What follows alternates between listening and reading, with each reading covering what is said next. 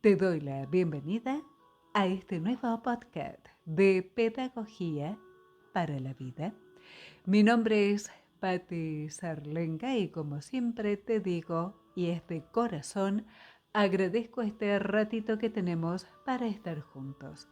Y hoy vamos a seguir desarrollando algo que tiene referencia directa al podcast anterior, donde comenzamos a compartir parte de un libro maravilloso de una mujer maravillosa, una gran investigadora en conductas humanas, que en particular se ha dedicado a estudiar mucho sobre la vergüenza. El libro se llama Los dones de la imperfección. La autora es nada más y nada menos que Brené Brown. Y si te parece bien, tengo muchas ganas de meterme directamente en la lectura para seguir profundizando en este tema que tiene muy poca difusión. Se habla muy poco del poder de la vergüenza en nuestras vidas. Tal vez será porque nos da vergüenza. ¿Y quién te dice? Capaz.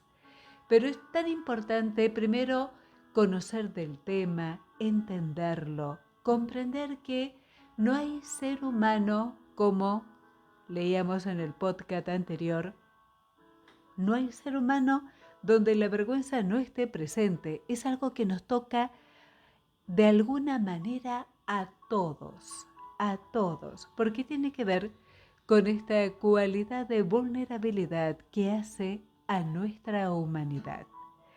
Poder reconocer aquellas cosas que despiertan en mí vergüenza.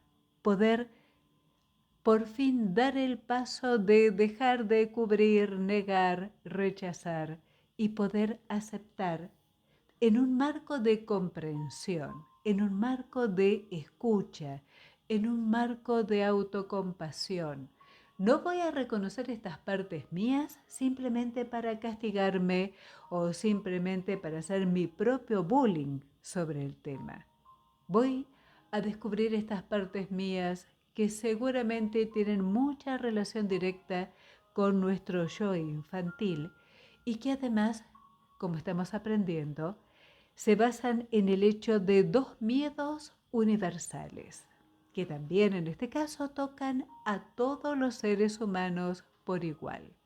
Por un lado, el miedo a no ser queridos y por el otro lado, el miedo a no pertenecer. ¿Te parece bien? Sí, vamos directamente a profundizar un poco más en esta lectura, mientras vos te abrís no solamente desde la cabeza, sino también desde el corazón, a poder ir a estas sombras tuyas, a poder encontrarlas, nombrarlas y acompañarlas. Dicen los grandes investigadores en este tema que poder aceptar nuestras sombras y trascenderlas es de un poder de sanación y de liberación que no tenemos ni idea. Así que me encanta poder hablar de todo esto con vos, compartir estos formatos audios que son una manera de tender un puente durante la semana y seguir creciendo juntos en esto del autoconocimiento. Comienza diciendo, en este caso, tras una década de investigaciones, descubrí que los hombres y las mujeres con niveles elevados de resiliencia a la vergüenza comparten estos cuatro elementos. Uno, comprenden la vergüenza y reconocen qué mensajes y expectativas la desencadenan. 2. Practican la conciencia crítica, para lo cual cotejan con la realidad los mensajes y expectativas que afirman que ser imperfecto es lo mismo que ser inadecuado. Después vamos a profundizar, pero meto un poco en esto, porque es muy importante. Sigo. 3. Se acercan a las personas en las que confían y comparten con ellas sus historias. 4. Hablan de la vergüenza. Utilizan la palabra vergüenza. Cuentan cómo se sienten y piden lo que necesitan. Cuando pienso en aquellos hombres y mujeres que hablan de manera concreta sobre el poder transformador de las historias, me refiero a quienes aceptan y comparten sus historias. Me doy cuenta de que también practicaban la resiliencia a la vergüenza. Como la resiliencia, la vergüenza y la sensación de valía personal están tan relacionadas con aceptar nuestras propias historias, quiero compartir una experiencia que me sucedió a mí y que tiene que ver con la vergüenza. Sin embargo, antes de hacerlo, me gustaría abordar dos cuestiones muy frecuentes sobre la vergüenza, porque creo que ayudarán a comprender con la cabeza y el corazón este asunto tan espinoso. ¿Cuál es la diferencia entre vergüenza y culpabilidad? Bueno, cuento. La mayoría del personal clínico y de los investigadores de la vergüenza están de acuerdo en que la diferencia entre vergüenza y culpabilidad se entiende mejor como la diferencia entre soy malo y hice algo malo. Repito, soy malo o hice algo malo. Culpabilidad es igual a hice algo malo. Vergüenza es igual a soy malo. La vergüenza está relacionada con lo que somos. La culpabilidad se centra en nuestra conducta. Nos sentimos culpables cuando comparamos algo que hemos hecho o hemos dejado de hacer con el tipo de persona que queremos ser. Es una sensación incómoda, pero resulta útil. Cuando nos disculpamos por algo malo, por algo que hicimos, reparamos una falta o modificamos una conducta con la que no nos sentimos a gusto, normalmente lo hacemos movidos por la culpabilidad. Esta sensación es igual, y esto es importante que comprendas, de poderosa que la vergüenza, pero así como su efecto suele ser positivo, el de la vergüenza suele ser destructivo. Cuando vemos que una persona pide disculpas, repara una falta o sustituye conductas negativas por otras más positivas, lo que suele impulsarla a hacerlo es la culpabilidad, no la vergüenza. De hecho, en mi propia investigación descubrí que la vergüenza corroe la parte de nosotros que cree que podemos cambiar y hacer mejor las cosas. ¿Acaso no era que la vergüenza no nos mantiene a raya? Te cuento.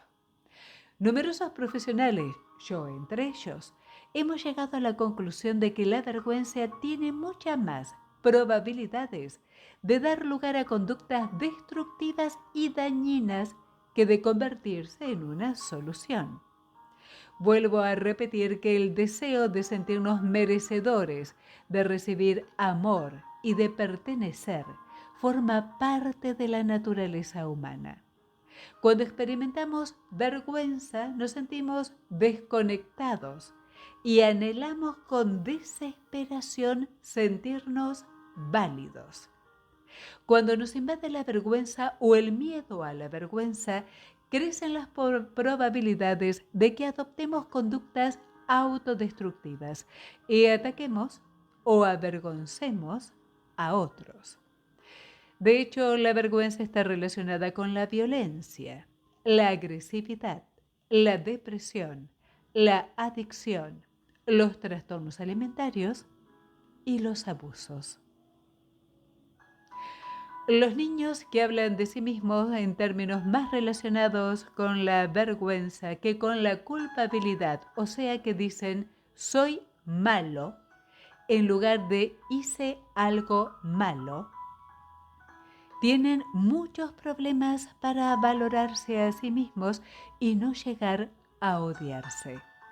Utilizar la vergüenza como herramienta para educar transmite a los niños la idea de que no son intrínsecamente merecedores de amor.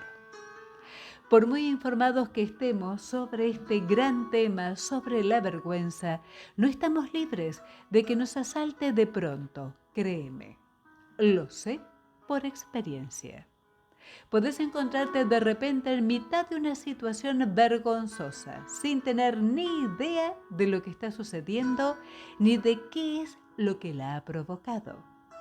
Lo bueno es que con algo de práctica también puede surgir la resiliencia a la vergüenza. La siguiente historia no solo ilustra la naturaleza insidiosa de la vergüenza, sino que también refuerza la importancia de hablar sobre ella y contar lo sucedido. Durante varios meses del 2009, mi blog estuvo expuesto como ejemplo en la página principal de la empresa de hosting que tengo contratada. Me parecía muy divertido porque me llegaba mucho tráfico de gente que normalmente no buscaría un blog sobre autenticidad y coraje. Un día recibí un correo electrónico de una mujer a la que le gustaban mi presentación y mi diseño. Sus palabras me hicieron sentir muy orgullosa y también agradecida. Hasta hasta que llegué a esa parte de su mensaje, la que viene ahora. Me gusta muchísimo tu blog, me decía. Es muy creativo y fácil de leer. La única excepción sería la fotografía de tu amiga y tú en el cine. ¡Válgame Dios! Yo jamás pondré una foto mala en un blog. Pero claro, yo soy fotógrafa y tú no. Me quedé de piedra. La foto a la que hacía referencia era una que había hecho de mi buena amiga Laura y yo sentadas en una sala de cine oscura, esperando en que de pronto empezara la película Sexo en Nueva York. Era el día del estreno y nos sentíamos eufóricas e ilusionadas, así que de repente saqué la cámara e hice la foto. El comentario de aquella mujer, te juro, me enfureció, me confundió y me sorprendió. Pero de todas maneras, seguí leyendo. Preguntaba un montón de cosas acerca del diseño del blog y sobre el final explicaba que trabajaba con muchos padres despistados y por eso pensaba darles a conocer mi labor como educadora. ¿Qué se habrá creído?, pensé furiosa. Recorrí varias veces la cocina, arriba, abajo, como un león enjaulado y luego me senté a escribir un correo electrónico. El borrador número 1 incluía esta línea. Válgame Dios, yo jamás habría denostado la fotografía de otra persona, pero claro, yo soy investigadora de la vergüenza y tú no. Borrador número 2 incluía esta línea. He visto sus fotografías por internet. Sí. Si te preocupa el hecho de publicar fotos malas, creo que deberías repensarte la publicación de las tuyas. Borrador número 3 incluía esta línea. Cuando quieras mandar un correo electrónico repugnante, lo menos que puedes hacer es comprobar la ortografía. Tenés una falta de ortografías terribles. Bueno, todos estos borradores eran, sí, ya sé, no digas nada, mezquinos, asquerosos, pero no me importaba. De todas formas, tampoco los mandé. Algo en mi interior me impidió hacerlo. Volví a leer mis agresivas respuestas, respiré hondo y me fui corriendo a mi dormitorio. Me puse a toda prisa las deportivas, una gorra y salí a la calle. Necesitaba irme de casa y descargar la extraña energía que corría por mis venas. Cuando llevaba algo más de 2 kilómetros andando, llamé a mi buena amiga Laura, la que salía conmigo en la bendita foto. Le conté lo del correo electrónico de la mujer y ella exclamó perpleja. ¿Bromeas? No, no bromeo. ¿Querés oír mis 3 respuestas? Estoy decidiendo cuál voy a usar. Bueno, le recité mis respuestas asesinas y destructoras y ella volvió a exclamar. Bren, son realmente groseras. Yo no sería capaz de mandarlas. Me limitaría a sentirme dolida y seguramente me echaría a llorar. Laura y yo hablamos continuamente de cosas serias. Tenemos un ritmo muy cómodo. Podemos estar un rato soltando palabras sin parar o quedarnos calladas. Siempre estamos analizando y decidiendo cosas como, a ver, un momento, estoy pensando, ¿le encontré sentido a lo que estoy pensando? Bueno, ese tipo de conversaciones. En este punto justamente dije, Laura, no digas nada. Necesito pensar en lo que acabas de soltarme. Durante 2, 3 minutos, lo único que se oyó fue mi jadeo sudoroso caminando y por último dije, ¿te sentirías ofendida y te echarías a llorar? Laura respondió con cierta renuencia y sí. ¿Por qué? Bueno, titubeé. Estoy pensando que echarme a llorar y sentirme ofendida sería la opción valiente en mi caso. ¿Qué quieres decir? Respondió Laura. Yo me expliqué lo mejor que pude. Ser border y mezquina es mi respuesta por defecto. No necesito coraje para avergonzar a alguien que me ha avergonzado. Puedo utilizar mis superpoderes avergonzantes para el mal y en una décima de segundo te largo una cascada. Pero darme permiso para sentirme ofendida, eso para mí es harina de otro costal. Creo que tu respuesta por defecto es mi respuesta valiente. Estuvimos un rato comentándolo entre las dos y llegué a la conclusión de que el coraje de Laura es reconocer el daño sin escapar de él, mientras que el mío es reconocer el daño y no herir al que me lo hace. También estuvimos de acuerdo en que la crueldad nunca es valiente, es fundamentalmente barata y fácil, sobre todo en nuestra cultura actual. Después de que hube recorrido otro par de kilómetros charlando, Laura preguntó, vale, y ahora que ya hemos debatido y logrado reconocer el daño, ¿cuál va a ser tu reacción valiente respecto a ese correo electrónico? Yo luché por contener las lágrimas, sentirme herida, echarme a llorar, contártelo, dejarlo pasar, borrar el mensaje, no responder siquiera. Laura se quedó callada durante un minuto. Luego dijo inesperadamente, «Madre mía, eso es resiliencia a la vergüenza, ¿no? Bien, estás practicando el coraje». Me sentí confusa, como si jamás hubiera escuchado ese término antes. ¿Qué? ¿Qué quieres decir? Eso, resiliencia a la vergüenza. Ya sabes, tu libro, el azulcito. Los 4 elementos de la resiliencia a la vergüenza. Nombrarla, hablar de ella, reconocer tu historia, contarla. Tu libro, Laura, tu libro. Y cuando escuché, las dos nos echamos a reír. Yo pensé para mis adentros, por Dios, fíjate, al final resulta que lo que expliqué en ese libro funciona. Una semana más tarde estaba ante un grupo de 70 estudiantes de posgrado pertenecientes a mi curso de vergüenza y empatía. Les estaba hablando de los 4 elementos de la resiliencia a la vergüenza cuando una de las alumnas levantó la mano y pidió un ejemplo.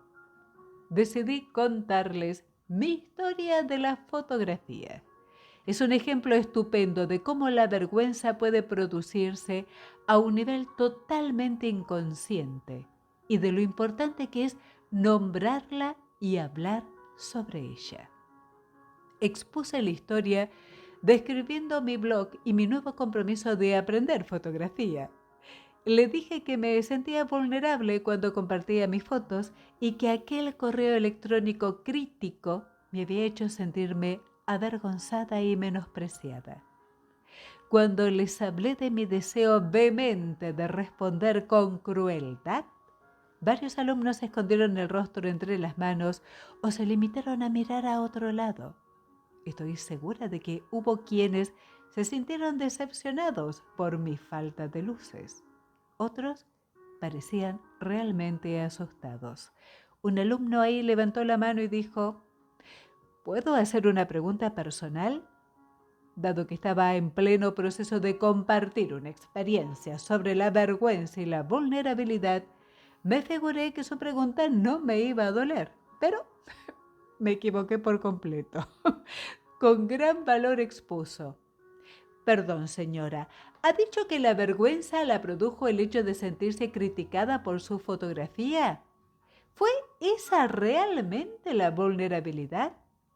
La vergüenza procedía de sentir que le estaban criticando una mala fotografía o se sintió avergonzada porque se estaba permitiendo mostrarse vulnerable y abierta en lugar de cerrada y protegida y alguien la hirió. ¿No fue en realidad que se dio permiso para estar abierta a la conexión y resultó herida?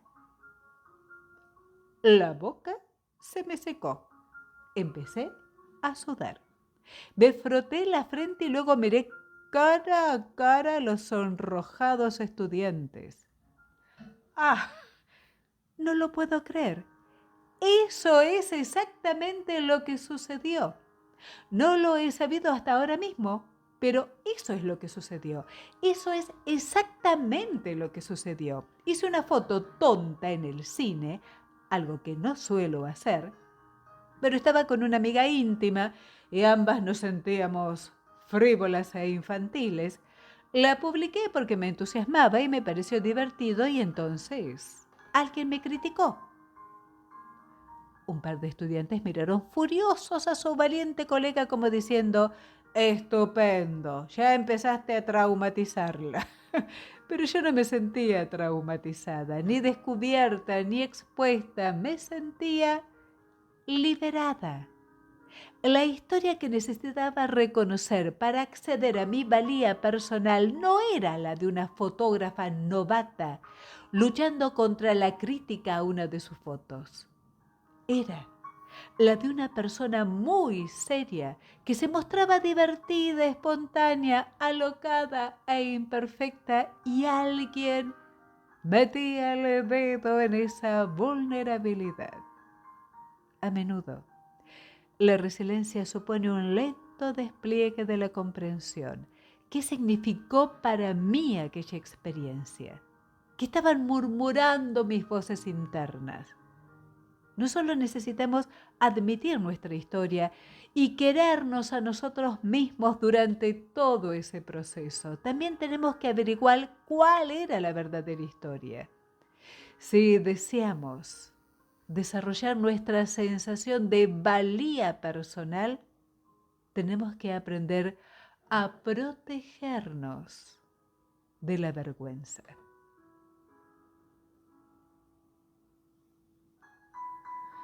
Ay, me da vergüenza decirte que hice un podcast realmente largo. No me animaba a cortar el texto. Quería que tuviera como un comienzo y como un final. Me da vergüenza. ¿Sentís vergüenza? ¿Podés reconocer aquello que te lleva tanto tiempo, tanta energía, tanto de vos, ocultar, esconder, rechazar, negar, no aceptar? Pero no solamente hacia los demás, también hacia uno mismo. Me encantó y espero que te quede la diferencia entre culpa y vergüenza.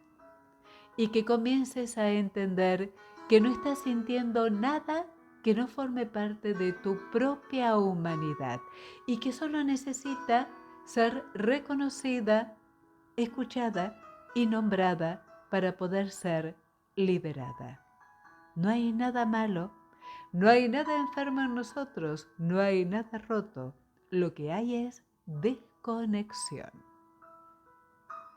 Seguimos la próxima. Gracias, gracias, gracias.